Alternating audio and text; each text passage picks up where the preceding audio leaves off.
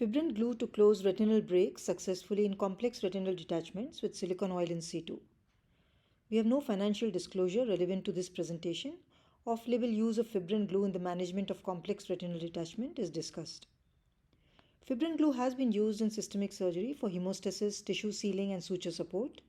It has also been used in corneal surgery for perforations and leaks, for scleral fixation of IOLs, and for closing sclerotomies that leak. It has also been described for retinal detachments by Drs. Mudit Tyagi and Sayan Basu for simple detachments where it was used to close retinal breaks to obviate the need for oil and gas tamponade. However, it has not been reported for complex retinal detachments with retention of silicone oil after it has been injected. Our first case was a proliferative diabetic retinopathy with combined tractional rheumatogenic RD who underwent surgery in July 2022. The surgery was not successful and there was an open break.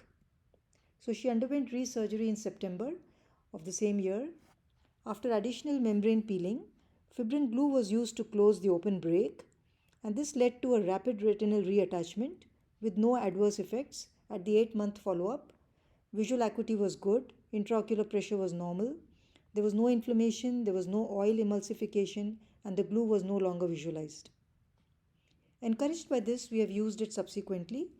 This is another patient with PDR combined RD that required extensive membrane peeling and segmentation. There was pre-retinal hemorrhage and an iatrogenic retinal break. Attempts to remove the hemorrhage were unsuccessful, so the two breaks could not be lasered adequately. One iatrogenic break and the other is a pre-existing break. These were then closed by injection of fibrin glue over each of the two breaks sequentially. The fibrin glue has two components, thrombin and fibrinogen, and these were injected one after the other over each break.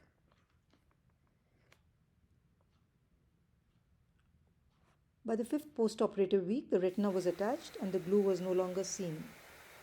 This is another patient with PDR combined RD, and the two breaks, not adequately treated with laser due to edema and hemorrhage, were then closed by injecting the two components of the fibrin glue sequentially over the two breaks.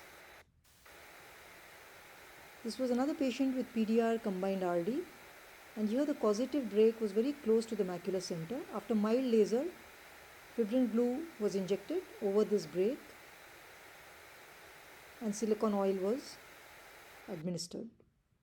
On the first post-op day, the break was covered with glue, and by the 6th post-operative day, the hole was closed, the retina was attached, and the glue was no longer seen. This was a patient with high myopia who came with a failed RD. Macular hole was the only obvious break seen during this surgery. So after ILM peeling, fibrin glue was injected over the macular hole for additional security. And by the 5th post-operative day, the macular hole was closed, the retina was attached, and the glue was no longer seen. This was similarly another macular hole retinal detachment where fibrin glue was injected over the macular hole, and very early in the post-operative period, the hole was closed, retina was attached, and the glue was no longer visualized. And there have been no adverse effects in the 6 weeks of follow-up. In conclusion, fibrin glue can be a useful adjunct in the management of complex retinal detachments when laser for retinal breaks is not possible due to bleed, edema, or proximity of the break to macular center or macular hole itself. Glue is not seen as early as 1 to 4 weeks after the surgery, and there are no adverse effects with silicone oil in situ. No inflammation, IOP rise, or oil emulsification was seen in the 10 months of follow-up. Need for post-operative positioning is also significantly reduced. Thank you for your attention.